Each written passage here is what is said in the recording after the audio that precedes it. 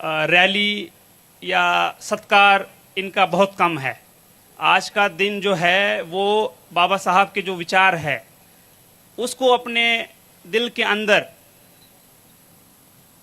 कैसे बिठा सकते हैं ताकि ये मिट न जाए, उसका आज दिन है। बाबा साहब कहते हैं कि I am Indian firstly and lastly, मतलब मैं भारतीय हूं प्रथमता और अंतिमता। और जब मैं शुरुआत में, मुझे बाबा साहब पता नहीं थे, ना ही उनके बारे में पढ़ा था। जब मैं बीटेक में गया तब बाबा साहब के बारे में मैंने पढ़ा, मैंने सुना। तो एक कोट था जो मैं हमेशा मेरे डायरी में लिखा होता था, और वो कोट इस तरह से है, हालांकि वो अंग्रेजी में है, फिर भी मैं कोशिश करूंगा उसको हिंदी में साझा करने की, कि the ultimate aim of human existence is the cultivation of mind.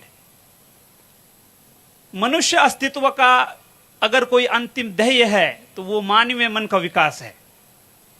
तो ये बहुत व्यापक संकल्पना है, ये बहुत ही वाइडर कंसेप्ट है।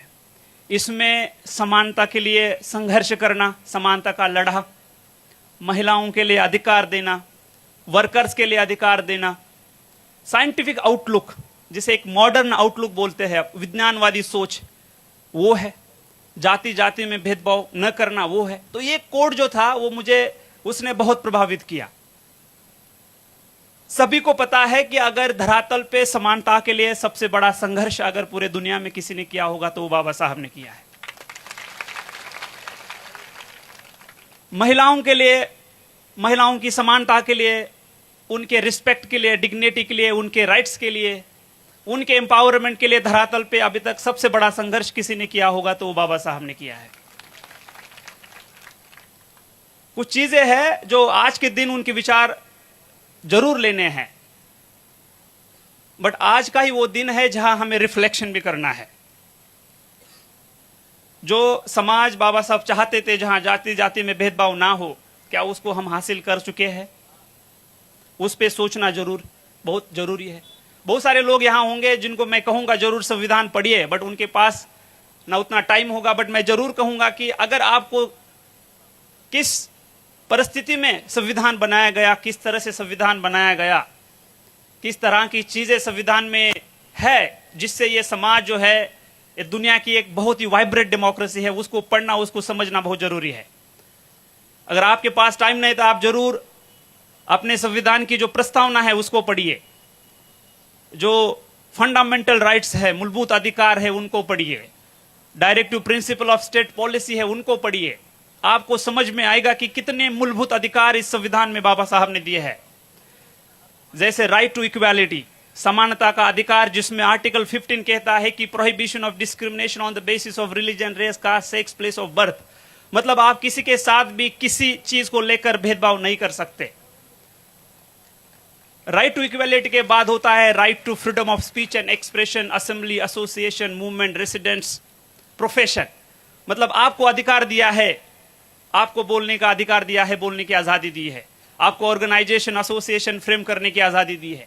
ये बहुत ही मूलभूत और फंडामेंटल चीजें हैं जो समाज में अगर कोई कम्युनिटी है या कोई समाज में व्यक्ति है, उसकी जो राइट्स है, उसका जो एक डिग्निटी है, उसकी जो लाइफ है, उसके लिए बहुत जरूरी है करेगा। आर्टिकल 23 और आर्टिकल 24 जब पढ़ेंगे आपको तो समझ में आएगा। उसके बाद है right to freedom of religion, अपने अधिकार से वो अगर चाहे किसी रिलीजन को वो चूज कर सकता है। उसके बाद है cultural and educational right, minority जो है उनके लिए एजुकेशन के अधिकार किस तरह से है। जो कल्चरल लिंग्विस्टिक माइनॉरिटी है, भाषा वाली माइनॉरिटी है, उनको किस तरह से प्रोटेक्ट किया है। उसके बाद है article 32, right against constitutional remedies, right. तो ये जो बहुत मूलभूत और फंडामेंटल अधिकार है जो संविधान में दिए हैं, जो संविधान की अगर प्रस्तावना आप देखोगे तो उसमें कहा है कि we the people of India, we the people of India having solemnly resolved to constitute India into a sovereign, socialist, secular, democratic republic and to secure to all its citizens justice, social, economic, political, liberty of thought, expression, belief, faith and worship, equality of status and opportunity, and to promote among them all fraternity, assuring the dignity of the individual and unity and integrity of the nation in our Constituent Assembly this 26th day of November 1949 to hereby adopt and enact and to give ourselves this Constitution. तो ये विचार है, ये विचार लेना है, ये बहुत जरूरी है। संविधान की प्रस्तावना को समझना है, संविधान में जो मूलभूत अधिकार दिए हैं उनको समझना है, ये बहुत जरूरी है।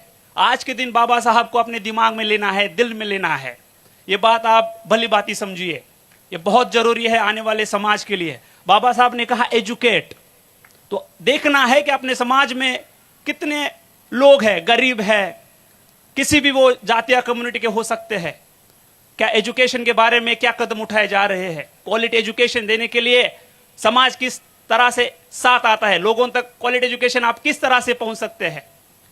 गवर्नमेंट में डिफरेंट स्कीम्स और पॉलिसीज लाई है, उसको अपन इफेक्टिवली लोगों तक कैसे पहुंचा सकते हैं, तो इसके बारे में जागरूक होना बहुत जरूरी है।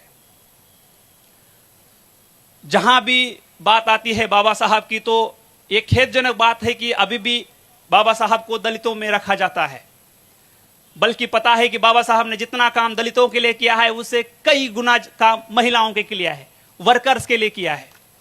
जो कोलंबिया यूनिवर्सिटी है वहां आप देखोगे तो कोलंबिया यूनिवर्सिटी में बाबा साहब का स्टैचू लगा है और वहां लिखा है द सिंबल ऑफ नॉलेज। बाबा साहब की जो एजुकेशन की डिग्रियां है, अगर आप पढ़ोगे तो आपका दिमाग पूरा चकरा जाएगा। कर रहे कि बच्चों को पढ़ाए।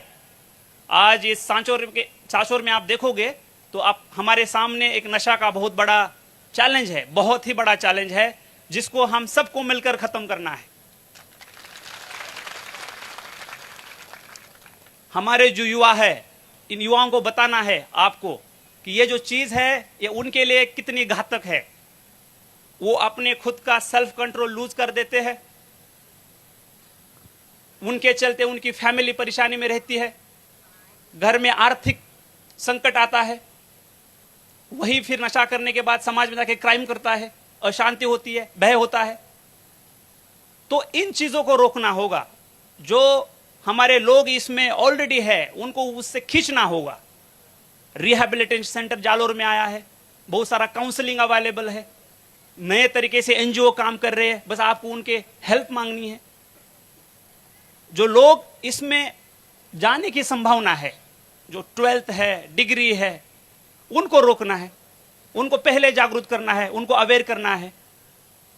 उसके बाद जो लोग प्रत्यक्ष और अप्रत्यक्ष रूप से इसको बढ़ावा दे रहे हैं, नशीली पदार्थ की मनुवार कर रहे हैं, नशीली पदार्थ सप्लाई कर रहे हैं, एमडी, स्मैक, गांजा, अफीम, डोडा, इसको किसी भी हालत में बर्दाश्त नहीं करना है। अगर आपने आज ये ठान लिया, बाबा साहब के जयंती के अवसर पर आपने ये ठान लिया कि मैं इस नशा को खत्म करूंगा, आने वाले मेरे बच्चों का फ्यूचर सुरक्षित करने की जिम्मेदारी अपने हाथ में है, और ये जिम्मेदारी अगर आपने उठा ली तो आज ये जयंती सेलिब्रेट करने का पूरा मैं बोलूंगा कि सफल हो गया, सार्थक हो गया।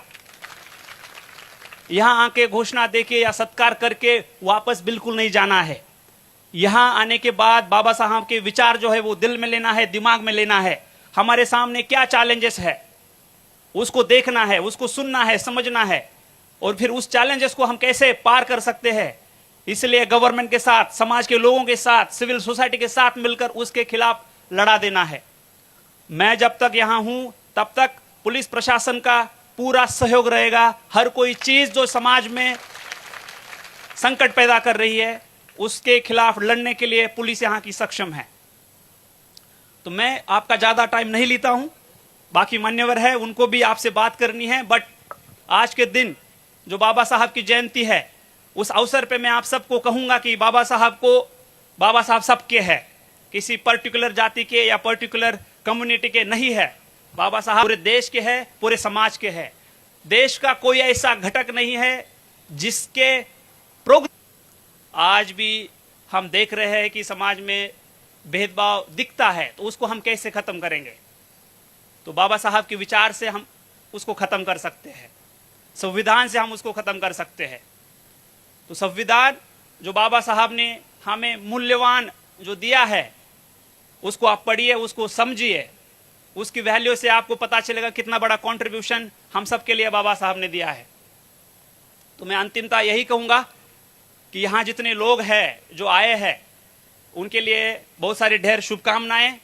आप जागरूक है, आपको वाकई में लगता है कि आज के दिन मिलकर यहाँ बाबा साहब के जो थॉट्स है, उनकी जो विचारधारा है, उसकी